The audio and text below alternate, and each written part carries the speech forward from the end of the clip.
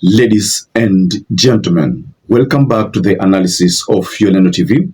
I hope you're well from wherever you're watching this channel. Now, everybody's talking about Jubaland, but very few people are talking about the main reason why Kenyan government is lenient on these Jubaland forces. Now, I've done some research on this matter because Murkomen told us that he is going to investigate him with his counterpart in the Ministry of Defense. They are going to investigate to ascertain whether it's true that Jubaland forces are in Kenya. That message to me indicated that Murkomen is not aware that Jubaland forces are in the country. So until they do the investigation, that is when they will ascertain whether Jubaland forces are in the country. So in this analysis, ladies and gentlemen, I want us to focus on the main reason why the Kenyan government is lenient on these Jubaland forces. There are videos surfacing about trainings, gunshots fired, but the government is saying that it will investigate whether it is true that Jubaland forces are in the country. So before I take you through an explosive tweet that has detailed some of the reasons why Jubaland forces are in the country, because someone is talking about a buffer zone, that there was at one particular time, the Somali government had a weak military. Now, Al-Shabaab had reigned and had actually wreaked a lot of havoc. So the Kenyan government created a buffer zone. And by creating a buffer zone, that is when now Jubaland forces were brought into the picture. So the Jubaland forces created a buffer zone between Al-Shabaab and Kenya, because Al-Shabaab wanted to attack the areas like Mandera, Wajir, area hizo za northeastern. So Jubaland forces walikuwa katikati to create that buffer zone.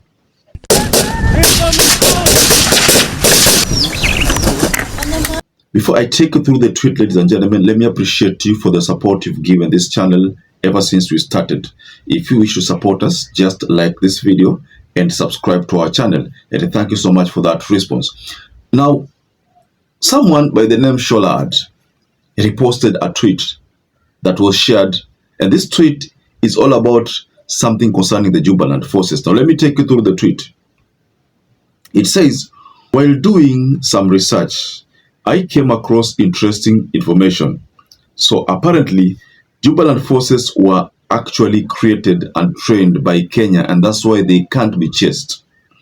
So back in 2011, there was no Jubaland. Kenya wanted a buffer zone between Al-Shabaab and our borders. So Azania militias were created and trained in Isiolo, sent into Somalia, were later rebranded as Jubaland forces. At that time, the Somali army was very weak, so they thrived. Years later, it was trained by the Tuks, grew stronger, and launched an offensive against the Jubaland forces and took over some territories in Jubaland territory. The Jubaland fighters then fled back into Kenya.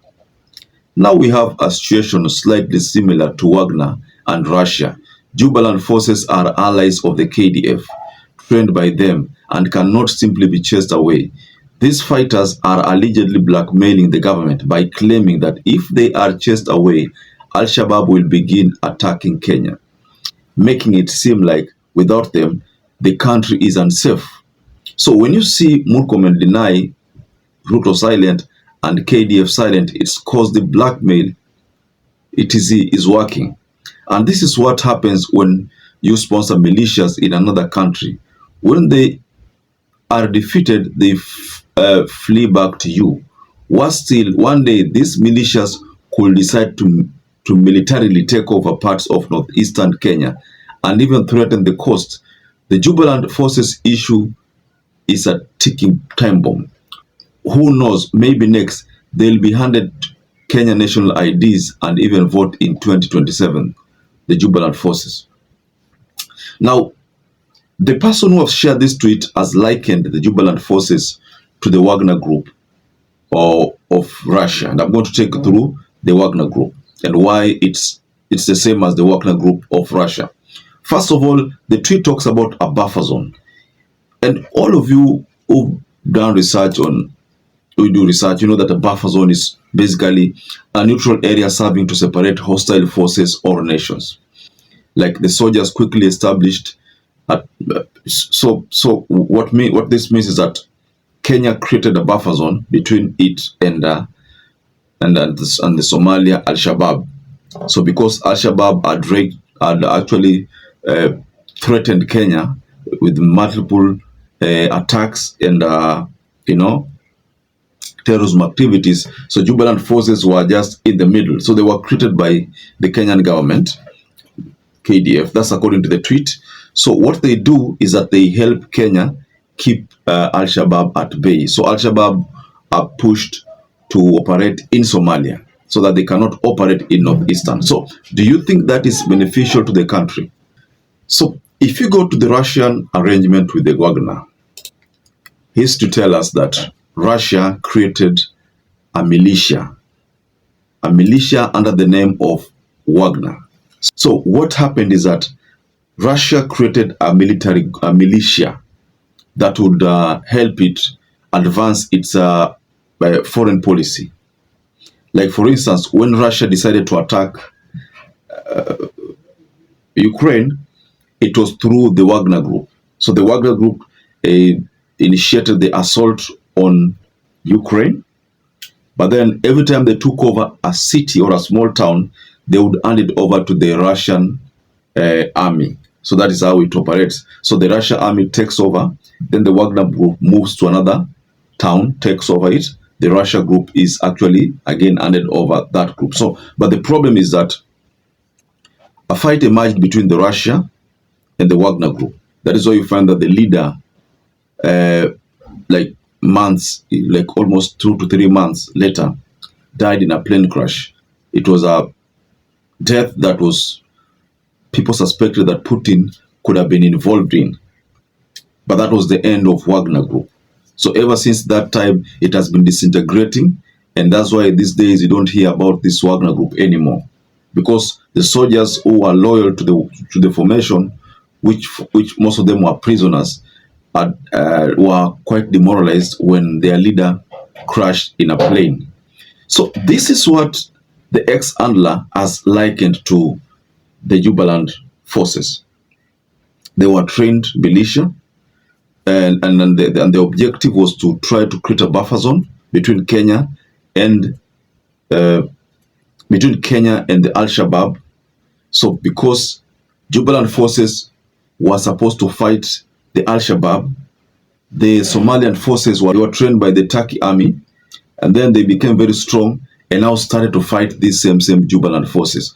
So right now, what is happening is that the Jubaland forces have been overwhelmed. And that's the main reason why they decided to retreat to Kenya. So I think if that is the case, then maybe we can say that the government is aware of this crisis, and maybe the government is thinking on how to deal with this crisis, which is a very delicate crisis. Do they chase a militia they created, if at all they created it? I'm not saying they created it. Or what do they do? Do they dissolve the army? But if they dissolve the army, what is going to happen? I mean, if they dissolve this military formation, what is going to happen? Al-Shabaab will find an easier way of now attacking Kenya. So we can say that Kenya imejikuta katika what we call a crossroad hapa. Idisband hii formation ama juu sasa these are people been trained. Wakisema kwamba watolewe kabisa, some of them might rebel and join the terrorism or terrorist groups. Wakisema wavunje information, some of them will rebel and join the terrorist group formation, and that will pose another huge danger. If they say they retain them, again it's another problem because Mandela people are complaining. So ikisikia kwamba Murkomen akisema kwamba watachunguza, naona kwamba bado kuna mpangilio lazima wafanye. Lazima waangalie mambo kwa undani. Haitakuwa rahisi venye watu wanafikiria. Haiwezi kuwa rahisi kwa serikali, lakini whoever created this group must have had an exit strategy, because if that exit strategy is not there, then kuna shida. So perhaps if you're watching this video and you've not subscribed, take 1 second and subscribe, like this video. Until you catch up again, stay safe and stay blessed. Thank you once again for choosing YOLENO TV as your favorite political channel.